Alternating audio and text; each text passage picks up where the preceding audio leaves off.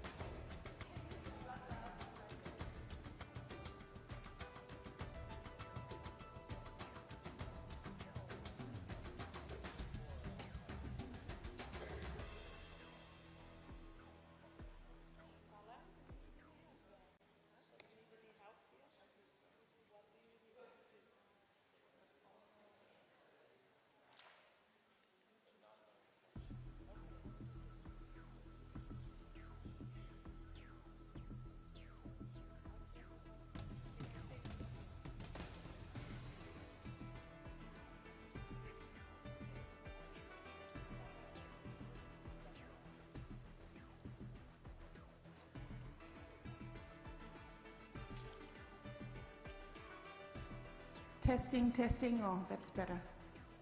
Testing. Can you hear me at the back? Mamadou, is there an echo? All good? You can hear me? Testing.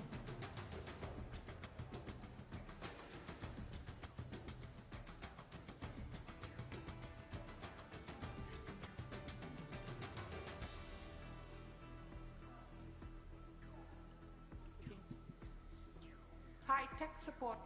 Yeah, thank you. Testing, testing. Testing.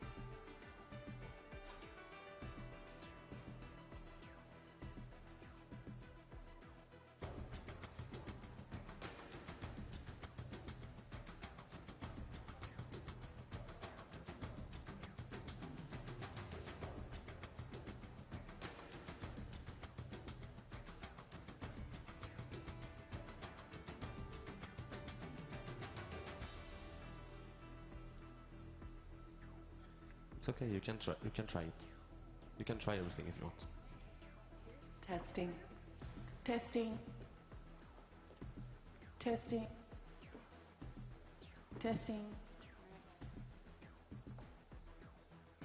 Testing.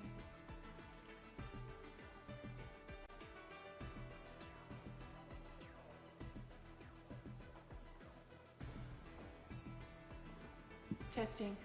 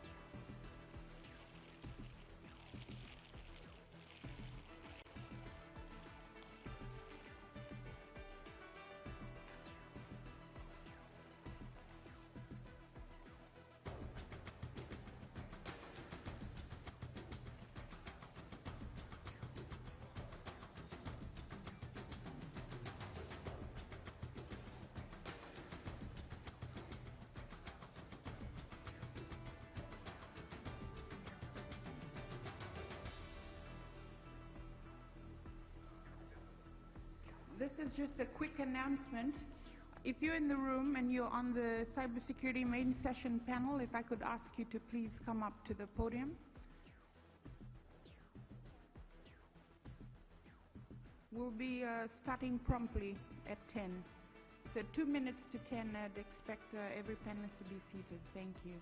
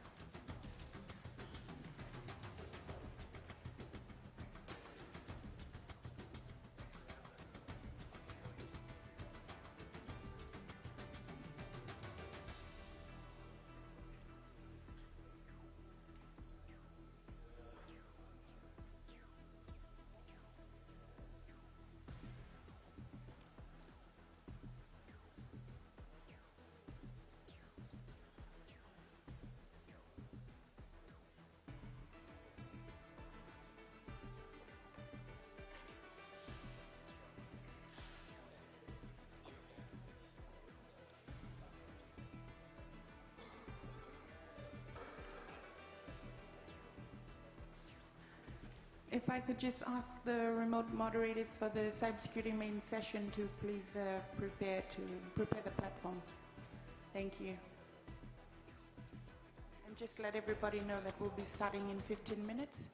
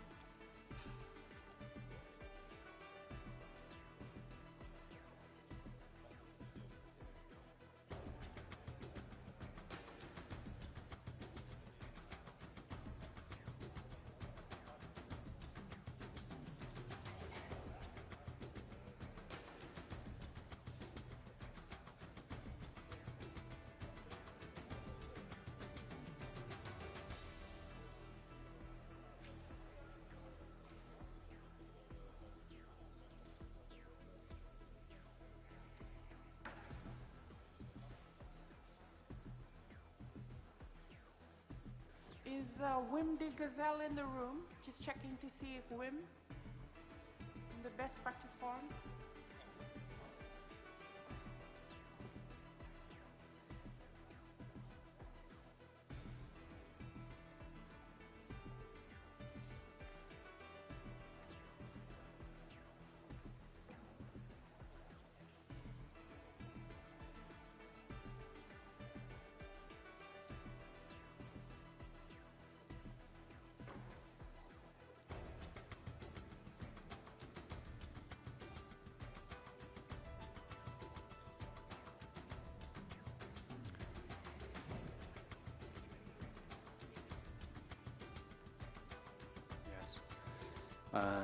就中文的翻译现在到位了没有？现在中文翻译。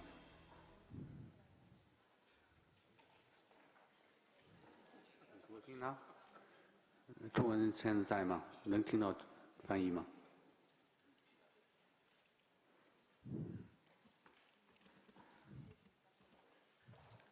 可以听到了。OK。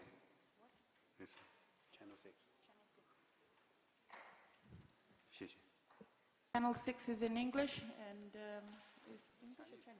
Channel 6 is in Chinese, Spanish, and Spanish is on Channel 2. Buenos días a todos. Good morning to all of you. Can you hear the interpretation? Channel 1 is English, by the way. Channel 1 is English. Speakers. Channel 2 is Espanol. Channel 3 is on French. Channel 4 is in Russian. Channel 5 is in Arabic.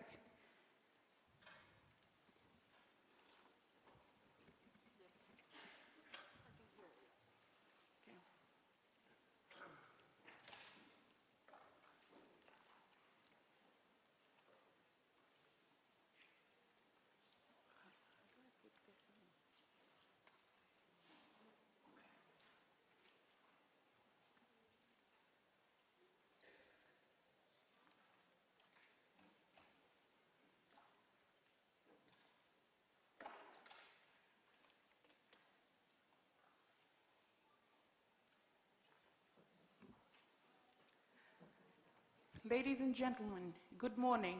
We welcome you to this morning's main session on cybersecurity. This is day 2, Tuesday, the 13th of November, and we're in Salle 1, streaming in. First of all, we'd like to welcome all the remote participants who are streaming in from all across the earth, from Latin America, from Africa, from Asia Pacific, from the Caribbean, and from Europe, and the Americas. So we welcome you. As you can imagine, there's translations there's translation available for this particular session. So you'll see little earpieces which you can put on. Some of our speakers will be speaking in different languages. So if you're an English speaker, you can go on to Channel 1, Channel 2 for Spanish, Channel 6 for Chinese. So with that, ladies and gentlemen, before we proceed, we'd also like to take a minute of silence to remember Stan Green. As you can imagine, he brought a whole lot of marvel into the world. And so for 2 seconds, if we could please, for a minute, if we could have a moment of silence. Thank you.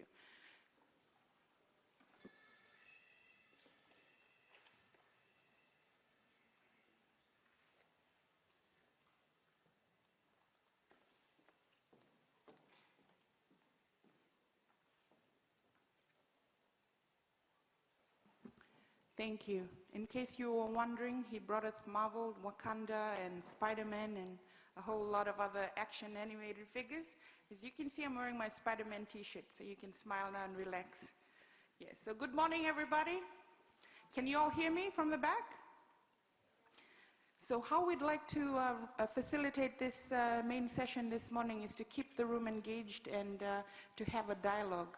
Rather than the panel talking down to the community, we'd like to engage in a very diverse, animated, and interactive dialogue. And so to start off, let me please introduce the working title, which is Cybersecurity and Privacy Practices that can build trust and ensure growth and prosperity for all. So we're pleased to have a distinguished lot of experts that are currently seated at the podium. And if I could please introduce them. So we have Mr. Seth Bouvier. Mr. Seth Bouvier from the US State Department, if we could please ask you to stand so people can see you. We have Ambassador Long Zhu, Coordinator of Cyber Affairs from the Ministry of Foreign Affairs in China.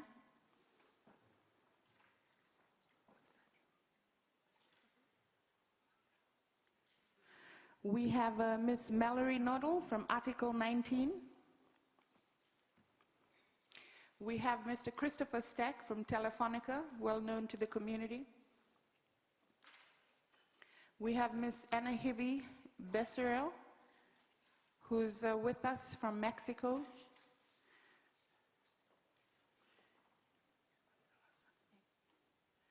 Oh, and we have Ambassador Martineau, who is known to us. He's our host with the French government. Thank you, Ambassador, for making it this morning. And what's her name?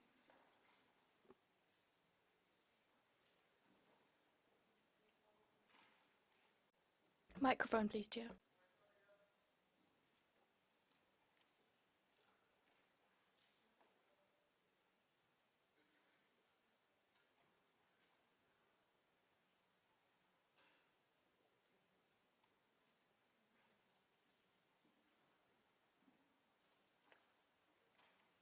My sincere apologies, ladies and gentlemen.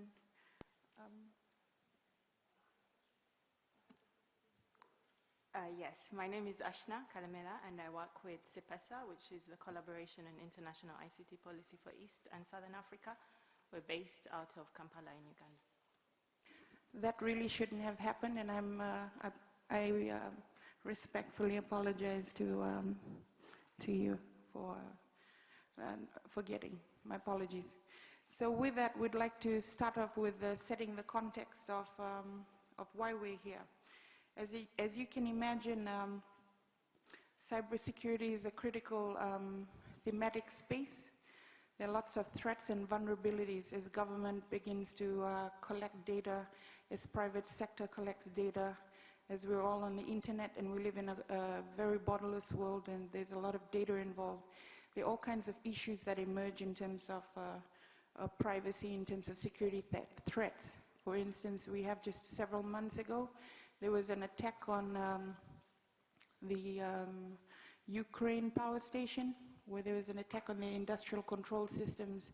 And as governments push towards regulating their cyberspace and implementing strategies in this particular area, there are certain issues that surface in terms of privacy.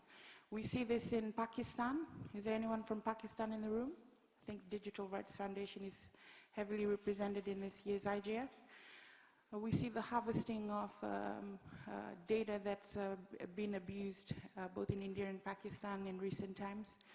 And so with that, we have this distinguished lot of panelists who will be speaking about their country's different cyber strategies for those who are from government, but at the same time to sort of reach out to us in terms of how they deal with some of these dichotomies and some of these tensions.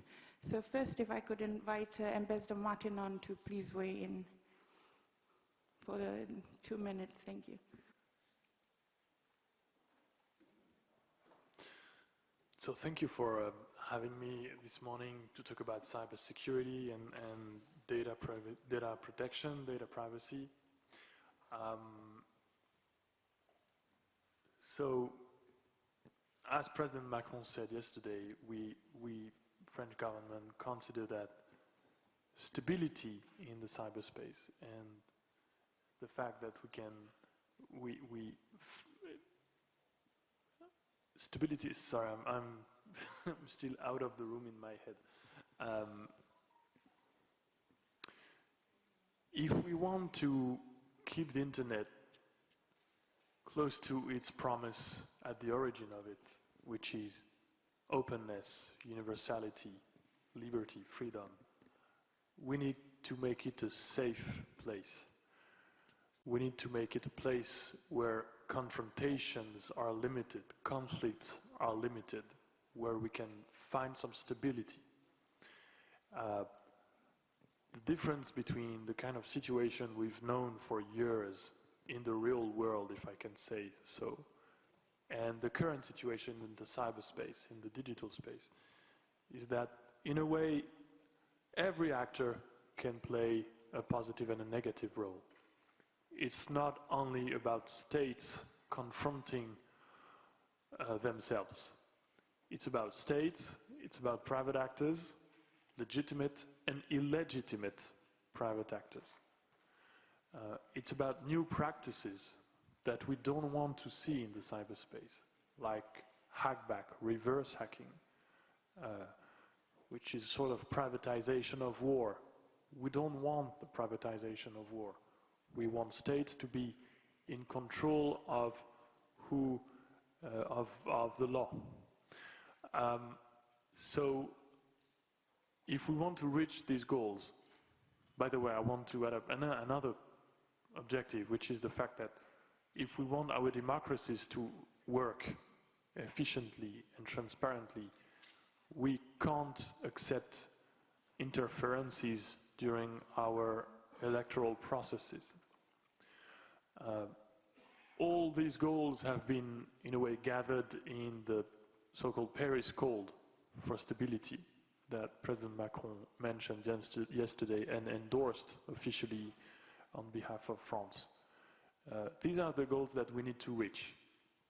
And for this, we need the cooperation of states, but we also need the cooperation of every stakeholder.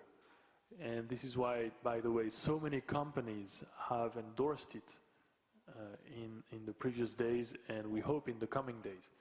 This is why so many NGOs have endorsed it. Many more than states, by the way.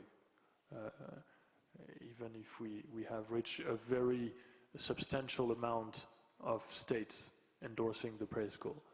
So the idea basically is to work together to try and understand each other's positions and to engage into a discussion that needs to be fruitful. If we want to reach these goals, we need to invent and work on the necessary cooperative measures that we absolutely need to implement. So that would be my start. Thank you very much. Thank you, Ambassador Martinon. If we could call upon Mr. Long Zhu from China, if you'd like to weigh in on your country's cyber strategy.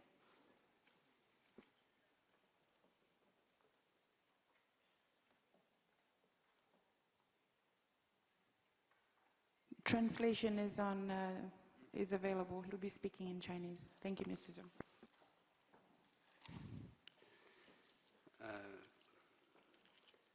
各位同事，主席女士，各位朋友，很高。Ladies and gentlemen,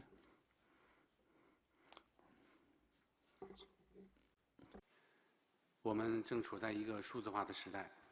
we living in a digital era.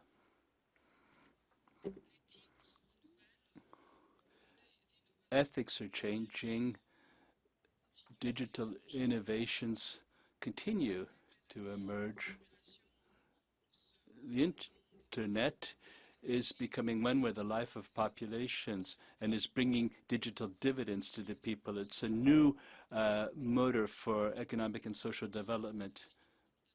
But at the same time, cyberspace has brought us challenges. Internationally, internet security is under threat. Private life and copyright are under threat too, thanks to internet. Cyber attacks and cyber criminality are on the rise. Cyber terrorism is an international threat. And internet governance is not keeping pace,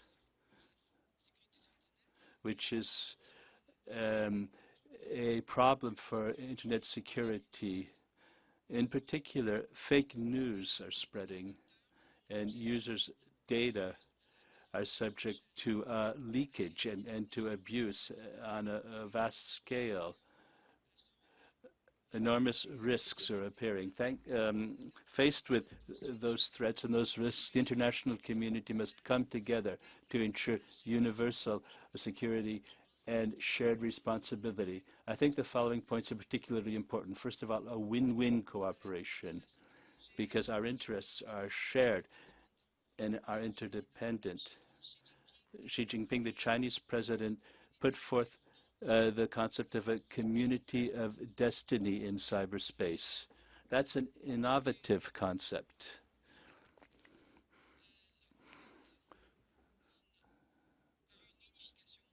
That concept is amounts to people coming together and unifying in order to create a cyberspace. The second point is development and security. Cybersecurity and economic growth are interdependent. Development must be the key to cybersecurity. When developing, we have to lessen the digital divide. We should not sacrifice security to development, however. The third point is that we must have rules. This must be a rules-based system. Without rules, there can be no peace or stability on the internet, and there can be no trust. Fourthly,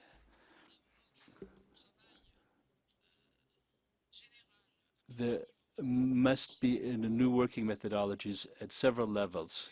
China has found its own path to internet development, and I will expand upon that later on in the session. Thank you. Thank you. So with that, we'll go to civil society. You'll note that the two representatives from governments, both France and China, sort of mentioned that there's a need for regulation and there's a need for global shared responsibilities.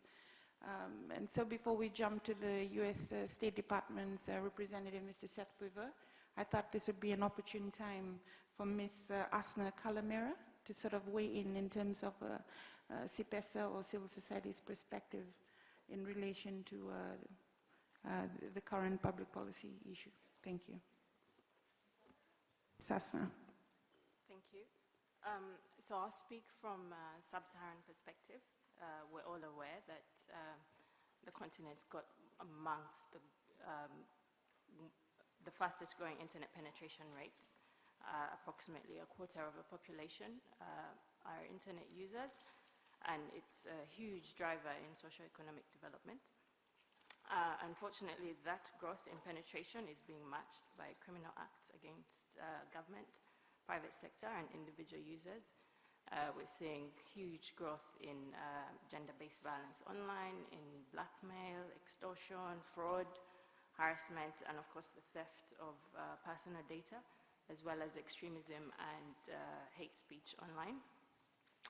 These threats are cross-border and committed across jurisdictions, and ultimately they undermine the confidence and trust of the use of the internet for the few, the quarter that I've mentioned, that are actually online. There's therefore a need to prioritize policy and practice, as well as legislations that allow for efficient and effective stakeholder cooperation in prevention and repression of these criminal acts online. However, and most importantly, these cybercrime or cybersecurity legislations, if put in place, should not be used to curtail freedom of expression and privacy. I think we've all seen recently in Tanzania where the Cybercrime Act and legislation is used to curtail freedom of expression online and stifle critics. The same is happening in Uganda, where the Computer Misuse Act is amongst the tools used by the state to stifle dissent and critics of the state. For users, obviously, safety tools are just as important in securing their communication, so it's critical to enhance use of digital security. So there's a dire need for capacity building around digital security practices amongst users, as well as private sector and government on the continent. Ultimately, of course, for the internet to be the driver that it is for socioeconomic development in Africa, it's important that the policy and practice environment for cybersecurity is cognizant of the challenges that I mentioned earlier on: gender-based violence online, violent extremism, and threat to personal data. But most importantly, that it has human rights safeguards in place, so it's not used like it is in Tanzania and Uganda and other countries where cybercrime legislation is used to stifle freedom of expression and critics online.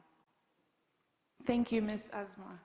And would like to invite Article 19's Ms. Mallory to weigh in on the issues of privacy and the dichotomies. Thanks. I think Ashna said most of what I would say, but I would just add that as well, there's a lot of focus in cybersecurity on conflict, as we've heard, that came up, and in other sorts of digital rights issues that are included in cybersecurity that maybe shouldn't be. And it's we see increasing securitization of these conversations, for example, around fake news. So I think that that's one trend that we have to be very clear about, that these are related issues, but they're not at the center. And what is at the center, I think, is not just the risk to infrastructure, the risk to businesses and economies. It really is people, because the reason why we care about the security of infrastructure, for example, in cyber attacks, is because people are at risk. The reason why we care about whether or not businesses and economies are viable and safe is not just because of those businesses existing, it's because of the people, the users, the workers that are involved in these systems. So I think putting people at the center of cybersecurity is a really good approach. It also means that we have a basis for talking about cybersecurity. It was said earlier that we need rules, but we already have a lot of rules. We have criminal codes, we have human rights frameworks. There already are a lot of things that we can cover with what we have already. I think what is important is actually having conversations about cybersecurity that furthers this or that adds something new rather than just a sort of general blanket securitization of everything online. And I think that, again, yeah, when we put people at the center, we can focus on things like freedom of expression and privacy. And indeed, policy doesn't go far enough. And so one way that we can make up for that policy falling behind is through technical standards and technical solutions. So that is a focus of the work that my organization does, along with many others, is to look at technical standards and how the internet is built from the ground up to be privacy respecting and secure for everyone. I do agree with Ashna that there is a lot of digital security training that's needed. At the same time, I think that the changes that we can make, the most impactful ones, will change the internet and make it more secure and safe for everyone. And that can happen at the lower layers in setting technical standards. So policy and technical standards kind of go hand in hand, in my opinion. Thank you. Thank you, Ms. Mallory. If we could move to Seth Bouvier from the US State Department. And the question we have for you, Seth, is what are some of the existing best practices from where you sit, whether legal, regulatory, or voluntary self-regulatory, in cybersecurity and privacy that have enabled trust and facilitated sustainable economic development? By the way, these questions are actually from the community, the global community. Hi, thank you. Before I answer, I did want to just take a moment to thank you, Salle, and to thank Ben, who's not able to be here. He's in Dubai, I believe, and the MAG and the other organizers for putting this together. It's great to be here. I did just want to pause a moment, and I think the previous speakers have laid out pretty clearly a lot of the threats that are in front of us in our own ways. I think everyone up here is trying to confront them. And I did just want to interject the idea that the way that we confront them is important. And this has, I think, been brought up previously as well. But the way we address the threats are important. And the reason is we risk sacrificing a lot of the benefits of the internet. And so as we talk about the threats, I think it's critical that we also talk about the benefits of the internet as well and not lose sight of them. I'm not sure why my mic keeps shutting off. If that's something I'm doing, let me know.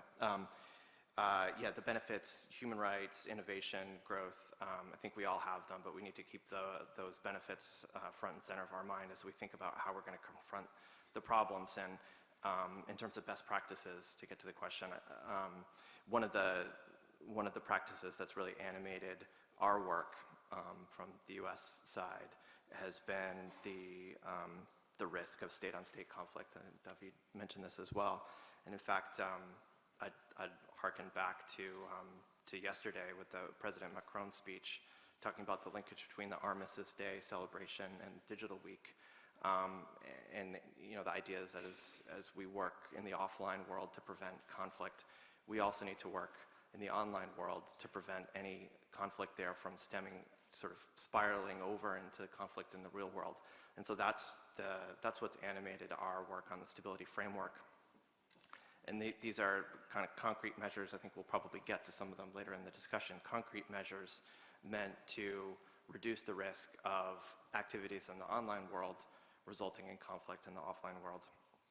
I think maybe I'll leave it there, but because we were talking about national strategies earlier, that was a question from earlier panelists, I did also just want to make people aware, if they're not already, that last month the White House in the US released our national strategy, and this outlines the steps that the US government is taking to advance an open, interoperable, secure, and reliable cyberspace.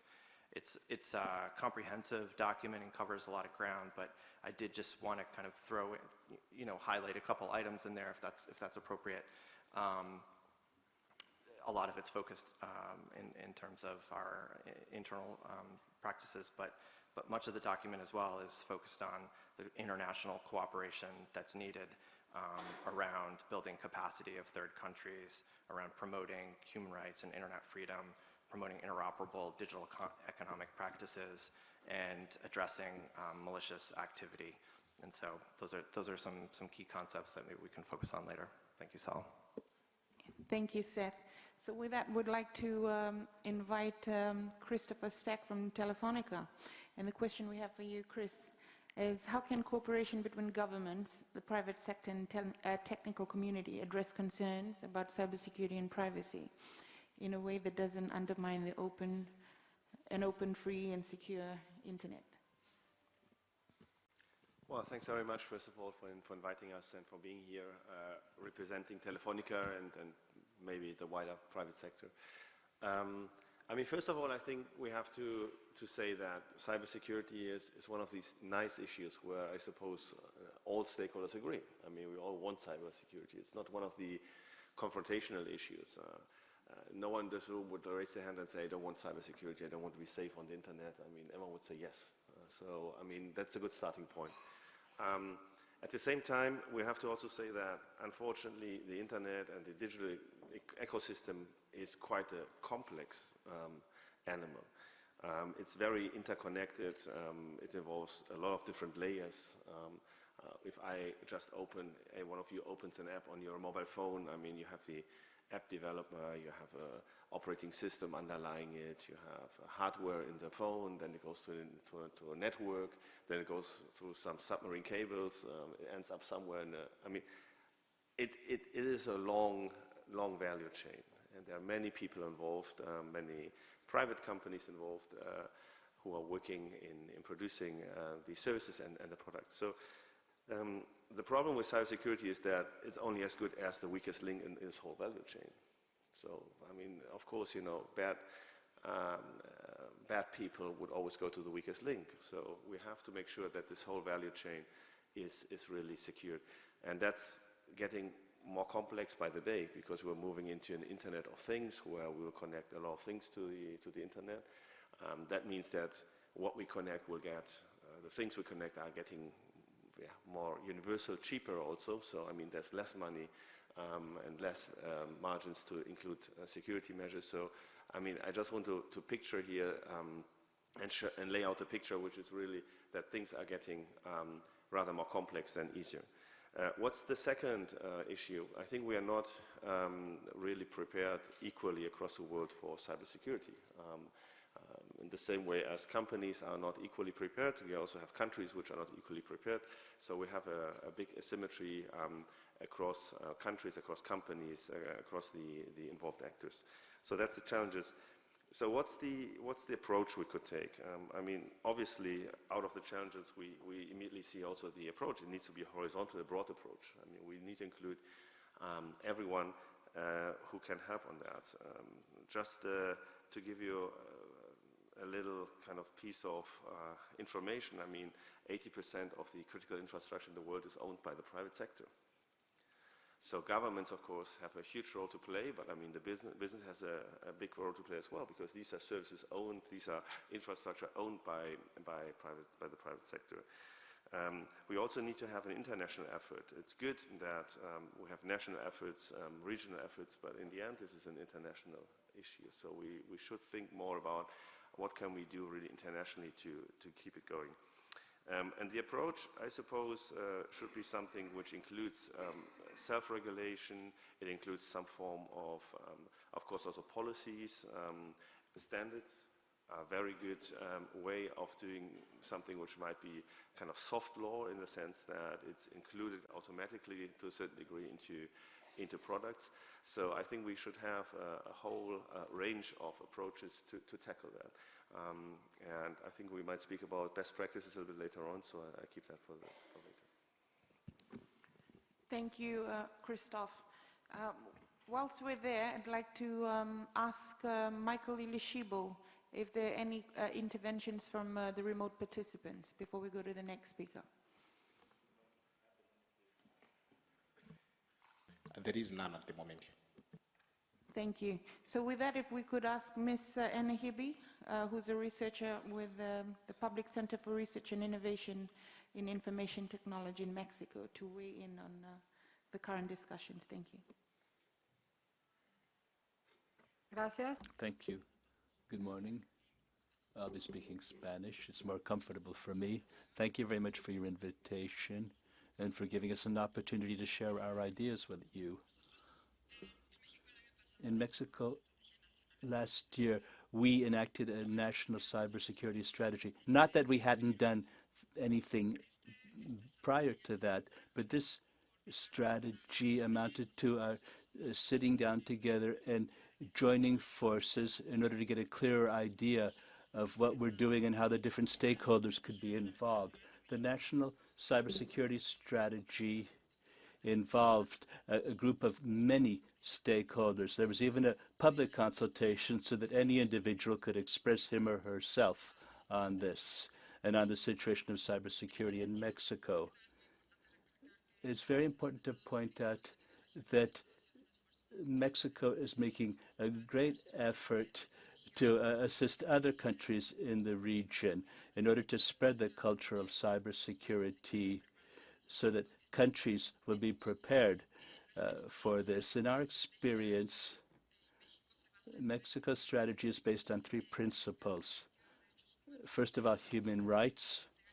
All of the matters that we have to implement in cybersecurity have to respect the principles of human rights. Also, a risk-based approach and a multi-stakeholder cooperation. Not just multi-stakeholder, but a multidisciplinary.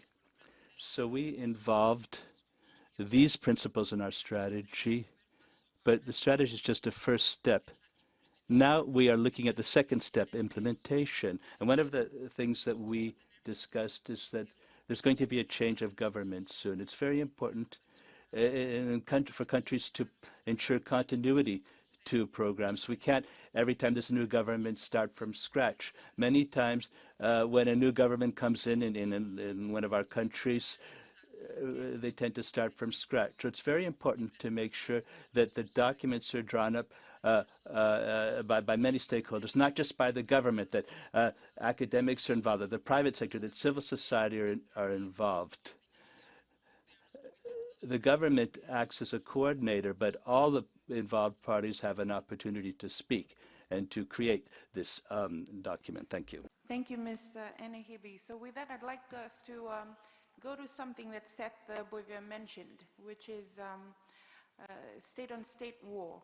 And that brings us to one of the other emerging policy questions that the community sort of raised when we were preparing for this main session. So the question is, and I asked this to Mr. Seth, and then to Ambassador Martinov and Ambassador and Mr. Longju. What are some considerations for cyber diplomacy in the development of global norms and best practices, whether it's related to states, organizations, and individuals? And how can geopolitical tensions impact global norms, and how can this be mitigated? So you each have 2 minutes. Thank you. So, well, there's a lot of ways to answer that question. I guess the way I'll start, and we can go from there, is to talk about the diplomatic efforts that we've been involved in for many years at the United Nations. The UN has really been central to these efforts to build consensus on international security concepts. And so we've promoted in the UN and elsewhere, but what we call, we've thought of as a stability framework. So the idea is, we're promoting this framework of stability to prevent state-on-state conflict. And it's really has 3 pillars. One is promoting the agreement that international law applies to state behavior online.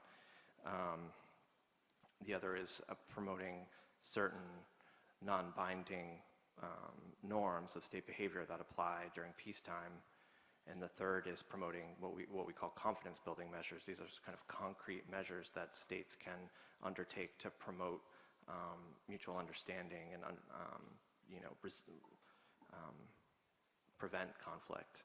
And so a lot of this work has taken place at the UN. Some of it's taken place in other fora.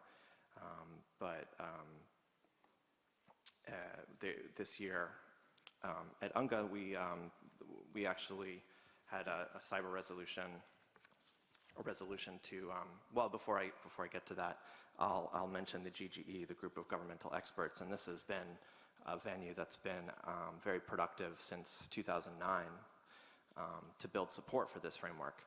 And it's really been a productive and useful platform to talk about these issues because it's consensus-based, it's time-limited, and it's expert-driven. And a lot of attention's been focused on the 2016-2017 round of discussions where there was a failure to find consensus, but of course that doesn't invalidate the existing GG recommendations of the previous report, which were, as I said, groundbreaking. And so to try to keep that momentum and progress going, we tabled a resolution at this year's UNGA First Committee. And it really mirrors the previous consensus resolutions seeking to make progress. This happened last week, and we're pleased with the overwhelming support that the resolution received, and we think that this is going to enable, or we're hopeful anyway, that there'll be a new GGE that will reach consensus and actually expand its ability to consult more broadly during the process. And so that's, I guess I'll leave it there. I mean, that's the diplomatic effort that I would kind of put into the discussion at this stage. Of course, there are many others. Thank you, Seth. Ambassador Martinov or Mr. Longju. 谢谢主持人，我也想借此机会。Yes. Thank you, Madam Chairperson. I should like to present China's view on the topic. You see, in order to be able to maintain cybersecurity, all the while maintaining internet openness, well, that's in the interests of us all.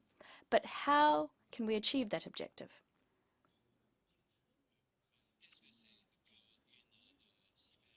What is cyberspace, after all? There are different interpretations, different views on the topic. From my vantage point, cyberspace differs greatly from the physical world we inhabit. Having said that, cyberspace is not completely disconnected from the real world, and it is for that reason that in the real world, We have certain principles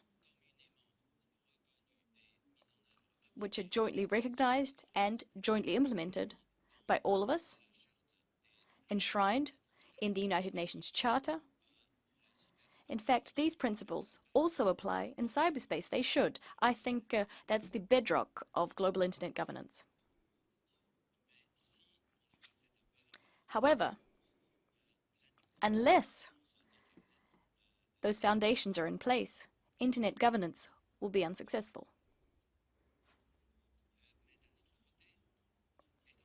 From our side, given the fact that cyberspace is special, it has its idiosyncrasies, given the rapid pace of technological development, we believe we need innovative ideas in order to be able to govern the internet.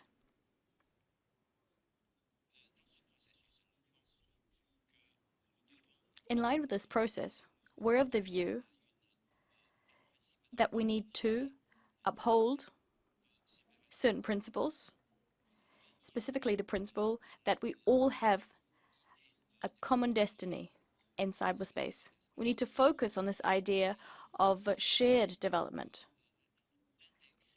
After all, we're all inextricably linked in cyberspace, and this is why we need to cooperate.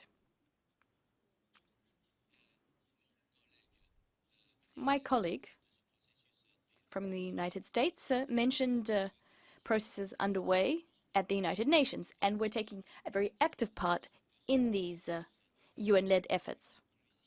We think this process needs to become even more inclusive, bring even more countries into the fold,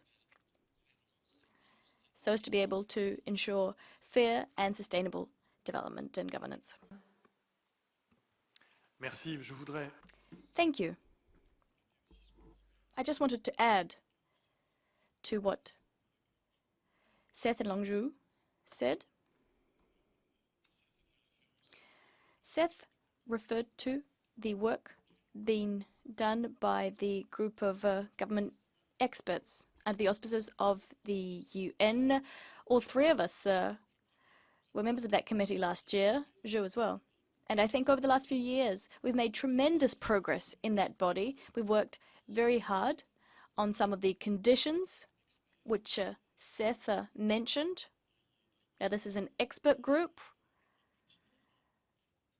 with a very clear timetable. It's just a few people putting their heads together and negotiating. And the outcomes we achieved were important and, in fact, very interesting. This is something Drew said. It is now widely accepted that international law and that the United Nations Charter do apply in cyberspace. So in contrast to what was said a little earlier, we didn't come up with new rules or new norms. However, what we did work on, successfully in fact, was the setting of certain voluntary behavioral standards for states. And the English of that document states states should or states should not. That's how we worded it. And this is this new cyberspace-driven grammar, which we tried to craft, and I must say we were quite successful. Today, the state of play is such that during the last round of negotiations in 2017, we didn't manage to craft a consensus. We spent about 4 weeks working very closely all together, but at the end of the day, we didn't manage to garner an agreement on all of the points we debated. Therefore, we're going to continue working hand in hand, and Seth told us about the current UN context. 2 resolutions were passed, the first tabled by the Russian Federation and the second by the United States of America. Of course, it would be better to have one consensus-based text, but we currently have 2 texts on our hands, and we have to live with that. We want our efforts to be as productive as possible, so we have, once again, a group of governmental experts, which is going to work. It's a small committee bringing together experts who are going to try to shed light on international public law and new behavioral standards, which we're trying to set. We'll also have an open-ended group. That means that any UN member state which wishes to do so can take part in, and this open-ended working group will not be time-bound. There's no deadline for them submitting some kind of solution. Perhaps it's not the best idea not to set a deadline, but we are going to be part of that process.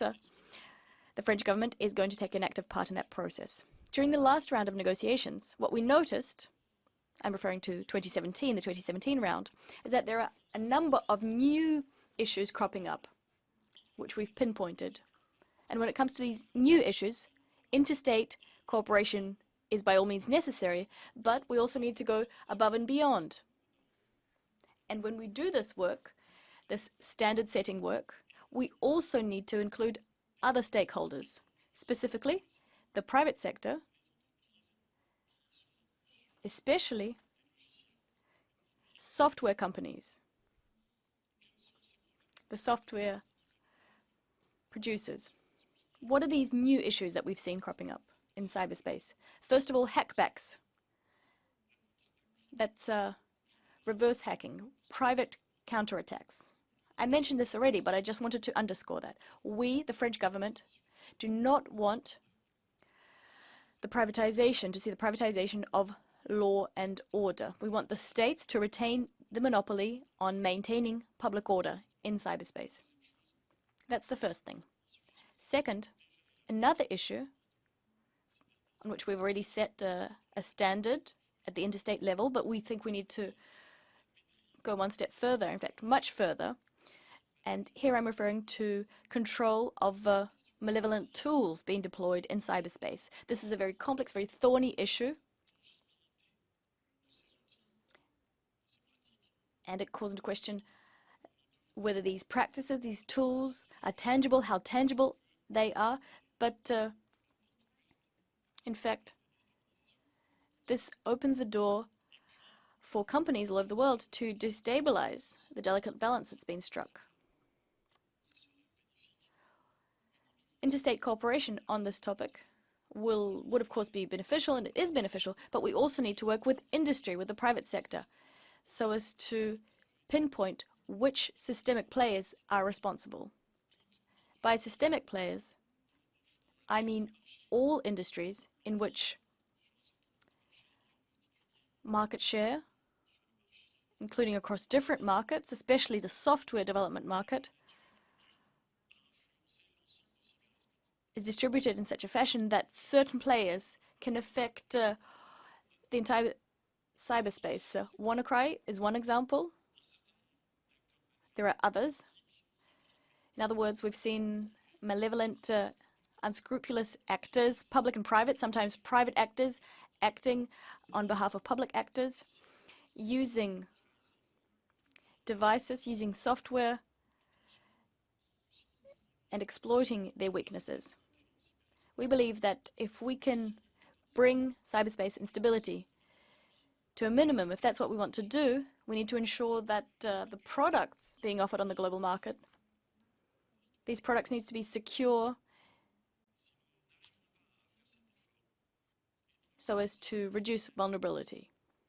Unless we manage to make that effort, unless companies agree to shoulder their part of the responsibility burden, we won't be able to confront that challenge. And this is why we kickstarted this conversation. We did this with a number of companies. These companies are aware of the challenges. Microsoft is, so is Siemens. We discussed this with them as well. They kickstarted the Tech Accord together with Microsoft. We talked to other companies too. They have a certain responsibility in this sphere, and they're ready to take action. So we've been working with our partners because time is of the essence. Mr. Martinov, so there were several things that were laid within the interventions by the three different government representatives from France, China, and the US. Now, one of which we would like to pick up on is a comment earlier by Christophe when he said that 80% of the global infrastructure is actually owned by private sector. And so one of the things that Ambassador Martinov raised was in terms of increasing accountability amongst corporations. And one of the things that he raised, which I'd like to put to the panel, one of the things he sort of raised is, whilst governments, and through the government experts that have been negotiating the text, and obviously there are two consensus texts, am I right, Ambassador Martinov? You said there are two consensus texts. Whilst the delicate balance, two texts but no consensus, sorry. Two votes, but no consensus. I hope that's been transcribed. Yes. So while that's happening, whilst the delicate balance can be struck here, because governments don't necessarily control the infrastructure, I'm not saying control, but don't necessarily own 80% of that infrastructure, they feel that there's a need to insert some level of accountability mechanisms. And earlier we heard from Ms. Mallory when she was from Article 19, and she was talking about them engaging in standards. And throughout the week we've heard of different workshops and different sessions talking about transparency, particularly in this particular area. And so with that, I'd like to ask Christophe to please weigh in. Yes, thanks. I think I would like to follow on where Ambassador Martignon stopped, which I think was an excellent reflection. Of course, I mean, I said before that self-regulation is one of the key approaches we also have to take. I mean, due to the fact that business is so relevant in cybersecurity. And I'm happy to say that my company also signed the Tech Accord, for example, where we try to do that and we try to work together. By the way, there are more than 60 companies already, and it's a growing number of leading tech companies in the world who basically agreed to work together to make cyberspace safer. So I think that's a good example of a self-regulation, of an initiative rather, to work on these issues. It is, I mean, they are mainly, I also should say that very openly, companies from the United States and Europe. We haven't seen that as a global initiative yet, and the question would be, why not? You know, I mean, why can that not be expanded? Because actually, as I said before, there's a common interest of making cyberspace safe. That's one approach. There are other approaches. Just to mention, GNI, the Global Network Initiative, is working on privacy and freedom of expression. We also are a member of that initiative, and that's actually a good initiative as well, because we are working also between companies to share experiences and to see what best practices are. There are very thorny issues about access to data by governments, for example, where, of course, you know, human rights need to prevail. But we all know that this is always a difficult question, security and privacy, and which kind of right prevails in a certain circumstance. So we share experiences, we try to work together, we try to work with governments to make them also aware of the work we do. And I believe that as a collective, we can achieve much more in having a fruitful dialogue there. So I think these are issues. I also have to say that apart from being prepared, apart from being aware of human rights aspects also in cybersecurity, you also have to think about what do we do when things go wrong, because at a certain point of time things go wrong, and WannaCry was mentioned. It was a good example. Suddenly things went really wrong. And again, I can share to you that I think my company, Telefonica, was one of the first which reported that incident and was transparent about the fact that there was something going on which was unusual.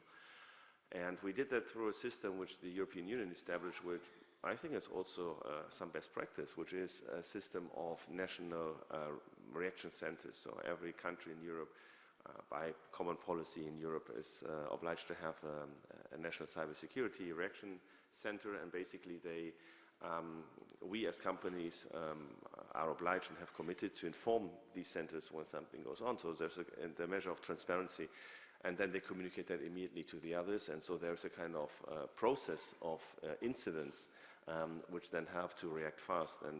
And we used that process when we were hit by WannaCry as well. and actually was very fruitful because you could immediately connect to a lot of people working against this kind of attack.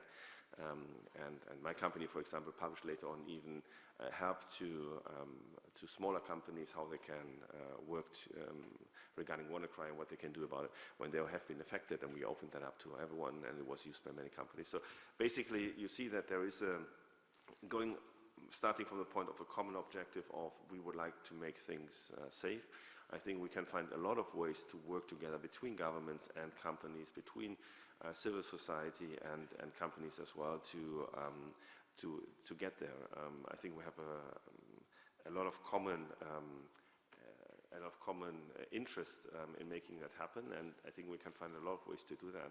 And we are just experimenting with these different instruments, which are not necessarily only policy making, and there can be standards, as we said before, and other means. But I think it's important to have this this common idea of we are here to do that together. Thank you, Christoph. Now, before we pose the next question to the civil society speakers who are currently on the panel, to Ms. Asma and to Ms. Anahibi and Ms. Mallory, we'd like to open the floor and ask for questions. If there anybody who would like to make an intervention. Now, I'd like to ask you to keep it at a minimum of a minute. So, can I see the hands? Sorry, somebody help me? Yes, would you just like to stand so that we can see you? Yes, Adam, please go ahead. Is that Adam? Sorry, my apologies. Please go ahead. Hi, my name is Hans Klein. I'm from Georgia Tech and Princeton University. I have a question for Ms. Mallory from Article 19. I'm concerned in this whole big discussion that we're having here at IGF with the President of France giving the speech and all, we're hearing a lot about internet security and the need for government regulations and the dangers that are out there. Just the word danger, danger, danger seems to be omnipresent. And I'm wondering if, concerned that this isn't in fact, an approach that leads to greater state intervention and control over the internet and a decline in internet freedom. So I'm concerned that constantly hearing that the internet is dangerous, we need the government to save us, is in fact a way of perhaps scaring us into the arms of the government, if you will. So my question to the panel, but perhaps to Ms. Mallory, because she's probably, I regard her as the most independent person here, what do you think of this? Are we being corralled into the arms of the government, please, or not? I think you passed your 1 minute. Thank you. Could the rest of those who put their hands up, could you just please raise your hand right up so we can see? Yes. Can I take you, Dr. Yik? Thank you.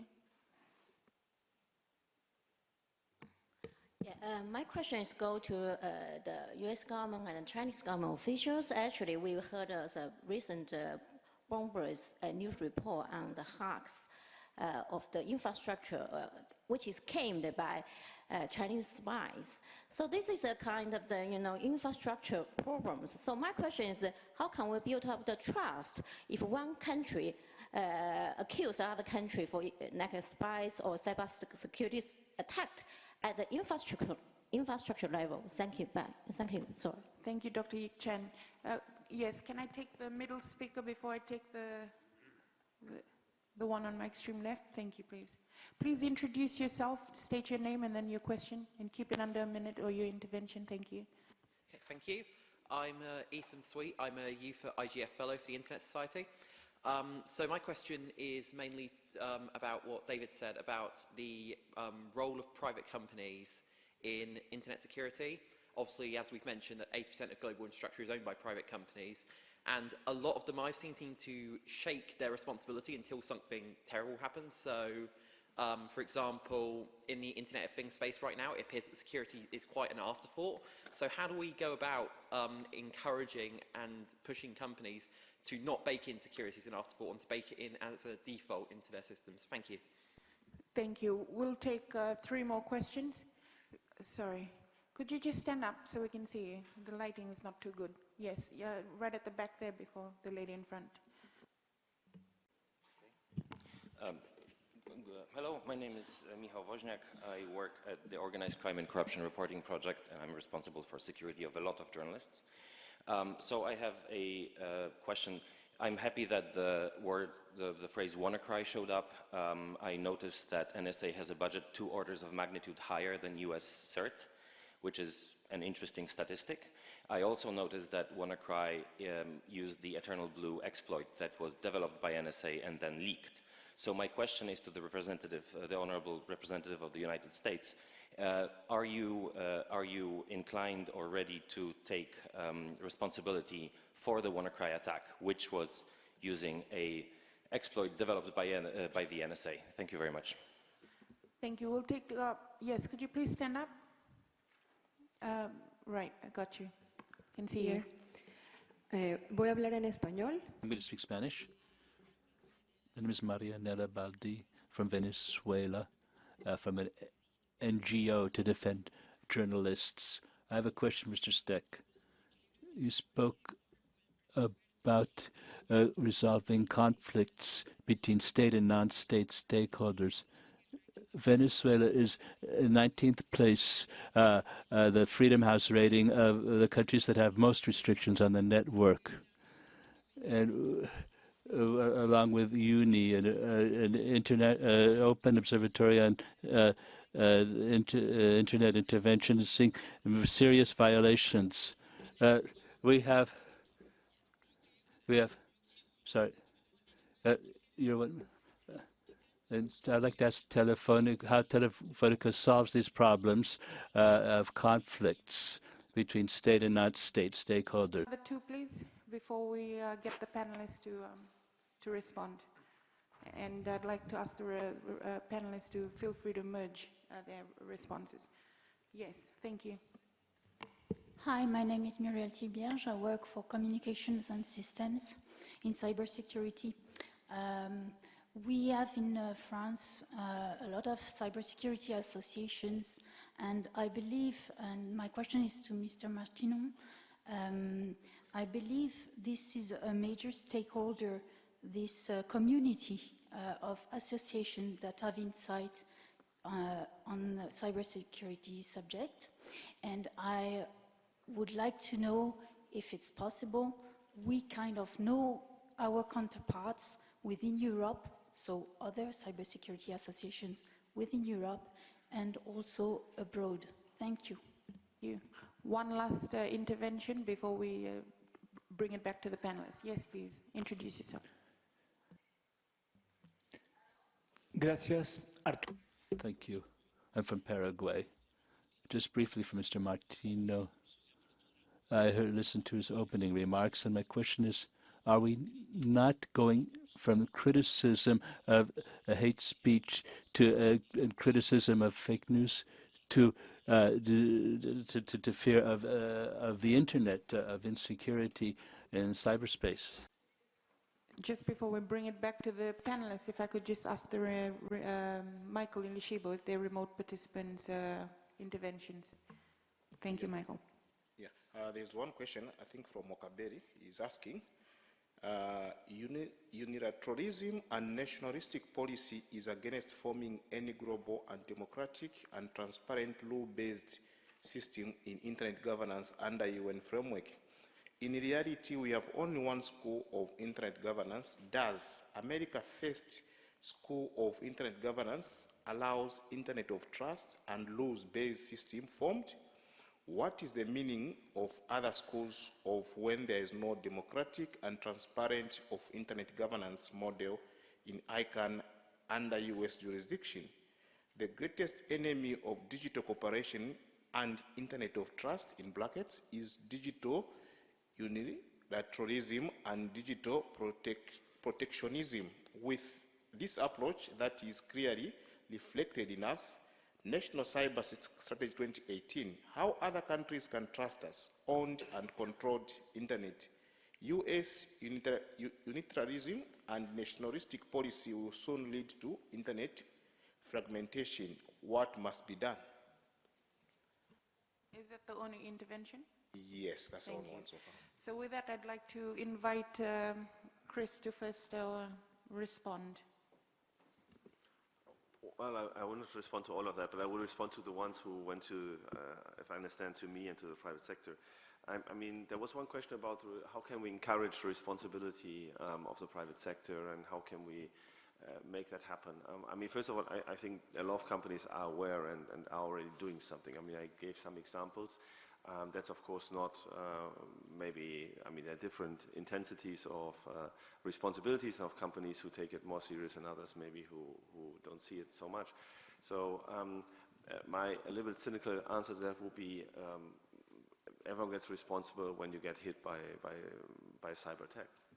I mean, the moment you have experience as a business, if you're big or small, an incident, you will be very much aware that there is a huge risk.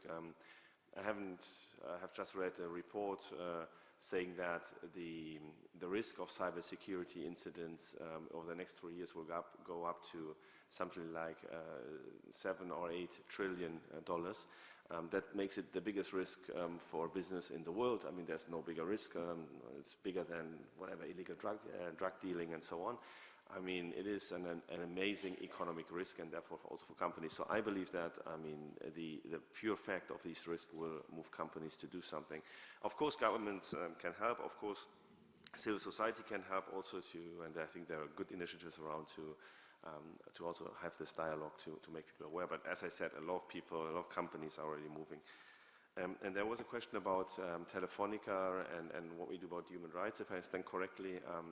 And basically, I mean, as I said, we are part of GNI. GNI are companies who agreed to defend human rights where they operate. We operate in more than 20 countries in the world, and we have global standards, global politics inside Telefonica, so we are not making differences.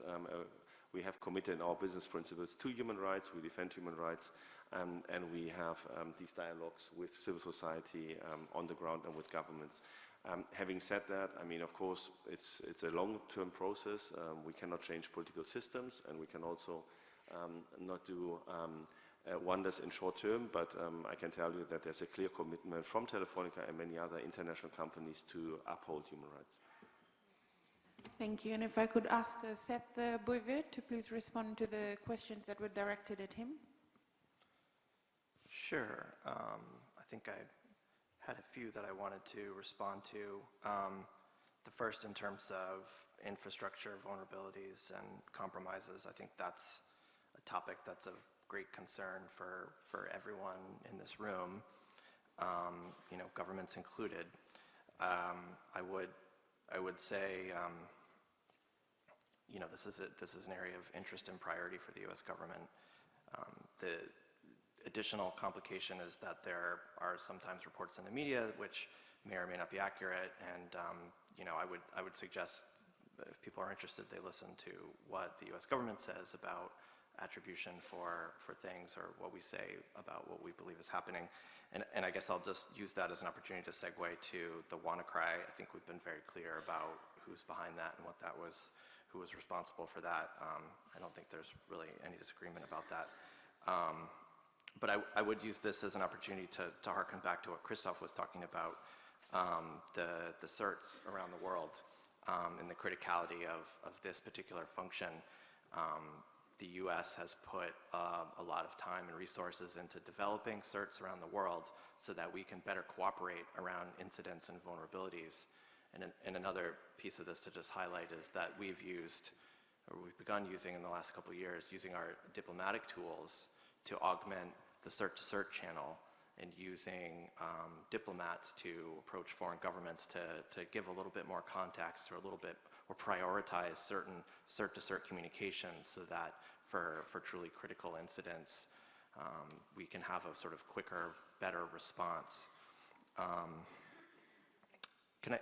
believe I had one more. There was some reference to America First internet governance. I'm not sure exactly what that means, but I would just point whoever asked that question to the National Cyber Strategy that was released by the White House last month. I think if you look at it, you'll see that there's a pretty clear acknowledgement that the threats to the cyberspace are international, come in different forms, and we have to coordinate and collaborate across governments, across sectors, across stakeholders to disrupt them.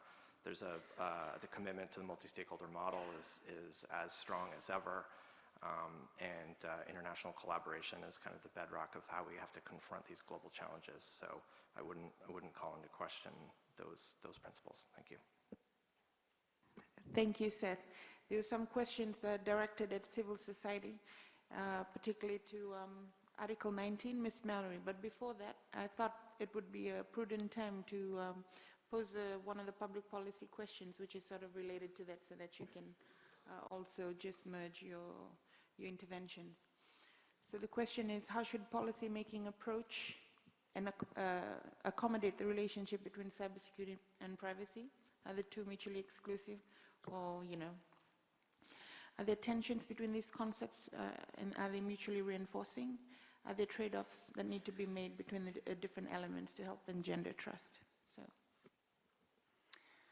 So thanks, Hans, for your question. I really like the theme of the IGF is about trust, and the trust is in the title of this panel, but yet we haven't really talked about it much. And I think that Hans pointed out a really good tension, which is that when we're back to what I said earlier about securitization, if there is all this sort of fear, uncertainty, and doubt that forces all these conversations into one about cybersecurity, then it is really counter to the idea that we have to build trust. So I don't know that they actually work together very well, but I like the attempt at framing this as an issue of trust, and that is sort of what I had prepared to talk about mostly today. And so I can just give you the very short version of what I was going to say, which is that I think that governments and private sector probably have trust between them. They work a lot more closely on these issues, but that leads to some, at times, unfortunate outcomes for people, right, who are left out of it. So again, I'm going back to, like, we need to have people at the center. So when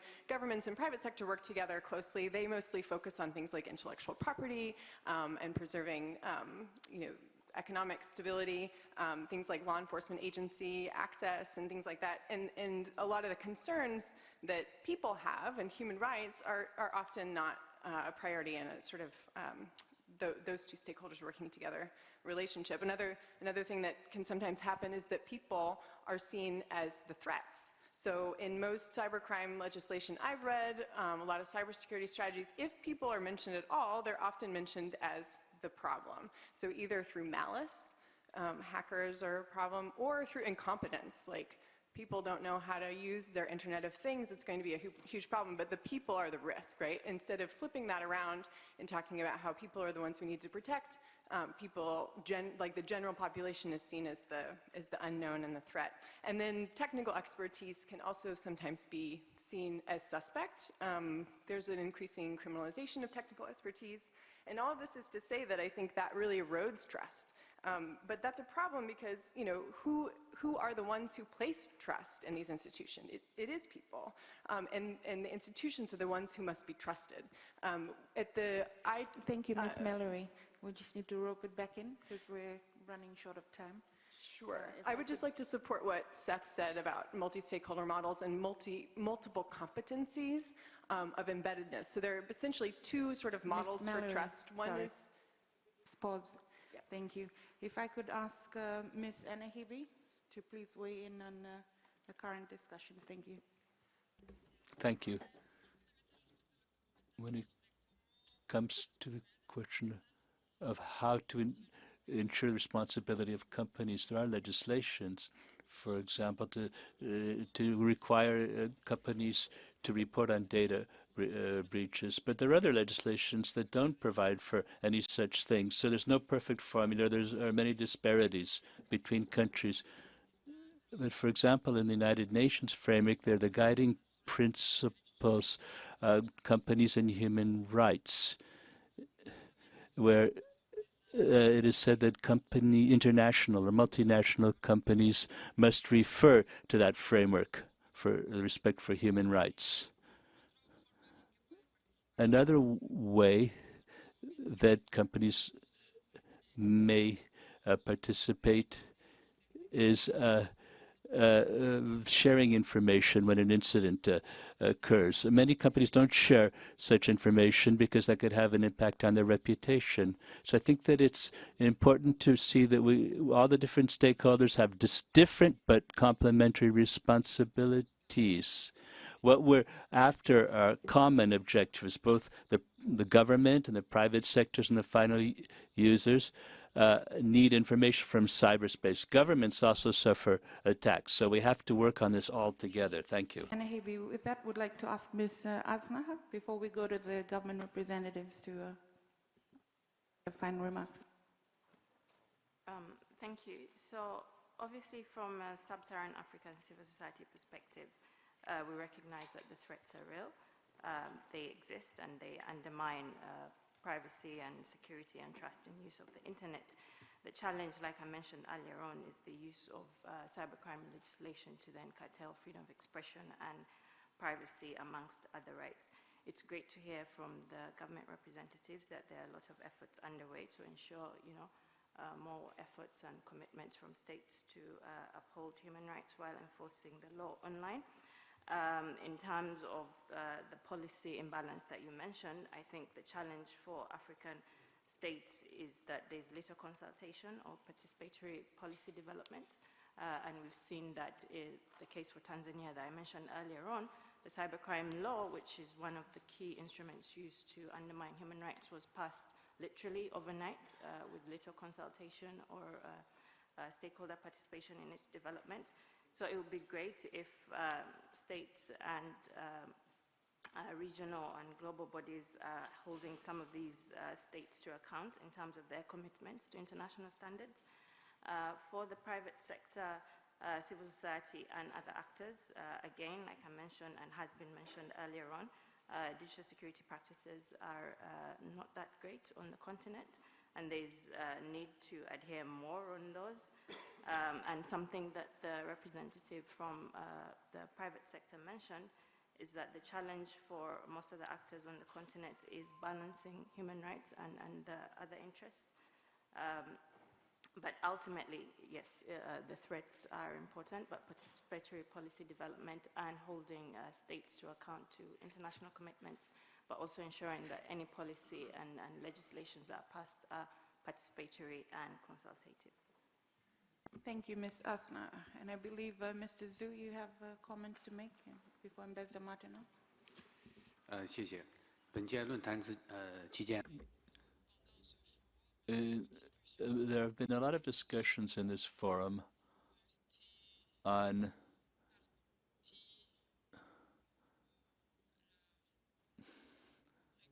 regulation by governments, by authorities.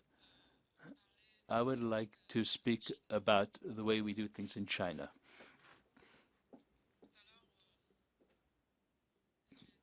I said that China had found its own path thanks to the efforts made by all the Chinese stakeholders regarding internet governance. In China, we say that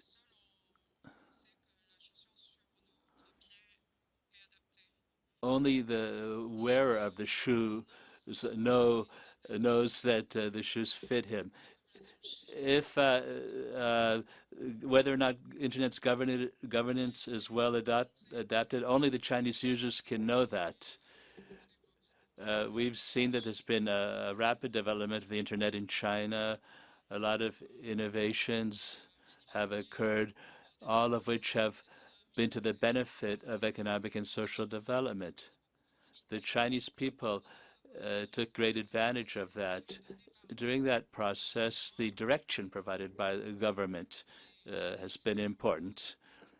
But the efforts of the private sector and civil society, the participation of the population, are just as important. The government can't control everything, nor does it want to. The reform in China has entered a new era. Everyone is innovating. Everyone wants to be an entrepreneur.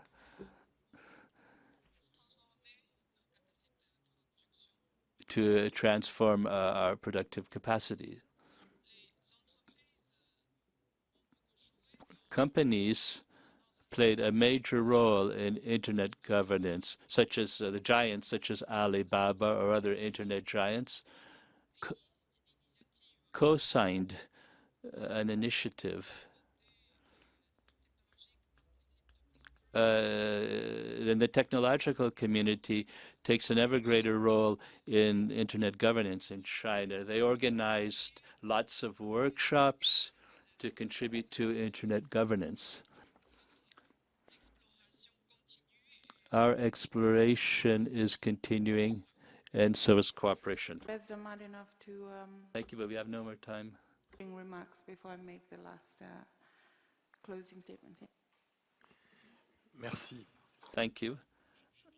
I didn't think that we would wrap up so soon because I had lots of questions that I'd have liked to answer, but let me deliver some general conclusions. For the first time, I attended IGF 5 years ago, and 5 years later, we're hosting the IGF in Paris. I continue to see the same incredible distrust by civil society with respect to the state on any subject. 5 years ago, we were discussing cybersecurity, whereas today, it's on everyone's lips. And what do I hear? I hear Mallory saying, with all due respect to him, that in our reflections on cybersecurity, the people are not at the heart of our reflections. Well, if not, who is? When we think about cybersecurity, it's to prevent people from having their life savings stolen online or their data stolen online. When I hear my colleague from Georgia Tech say that the cybersecurity risks might push us in the arms of the state, well, yeah, yes. In my country, when it comes to peace and war, it's the state that decides. We are seeing a situation where instability in cyberspace has not yet produced civilian or military victims. No one's died from the cyber war yet. But with WannaCry, how many hospitals were put out of order for many hours? There were no victims, at least not officially. But when the main electricity suppliers in the Ukraine can't function for several days running in the midst of the Ukrainian winter, well, maybe there hasn't been a death, but there will be deaths in the future due to the cyber war. And that, when that day comes, I can say that in France, the French citizens, the voters, will not turn to Orange and ask them for their to show the responsibility because they were hacked. The French will turn to the government and they will ask us what happened. They will hold us to account. So I would like to ask you, and I'm going to be leaving my job in 2 days. You won't hear from me anymore in the IGF. I will be leaving the digital scene. But I would like each of you to make an effort to overcome this absolute distrust in the state. I'm speaking on behalf of the French government. We've been a state of the rule of law for more than 2 centuries, and laws on cybersecurity are subject to a democratic oversight. It's not a question of our dominating anything. We want to safeguard the common weal. Yesterday, the President of the French Republic launched an appeal for cybersecurity amongst the stakeholders. So let's build some trust, otherwise we won't get anywhere. President Martinov. Ladies and gentlemen, we started off with exploring building trust in the context of cybersecurity, and particularly exploring the dichotomies and the pull and push and the tension between privacy and cybersecurity. And I have the pleasure of announcing that the Best Practice Forum on Cybersecurity, is there any representative of the BPFs here for cybersecurity? Is Wim de Gazelle in the house? Or is Marcus there? Yes, Marcus, could you please just give a 1-minute plug-in of your draft report that's currently available online?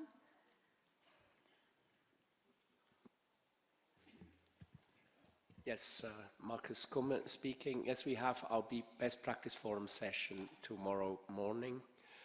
And I don't have the exact time and room under my hand. I think it's 10-something. Draft report is up, and this session will essentially look at the input we received and conclude then with the report, which will go forward to the community as a result of this year's Best Practice Forum. So I hope that many of you who are interested in this issue will join us tomorrow morning for the best practice forum. Thank you. Thank you, Marcus. And the draft report is particularly interesting because it explores the notion that privacy and cybersecurity are not mutually exclusive. So with that, please join me in giving the distinguished panelists and experts a big round of applause.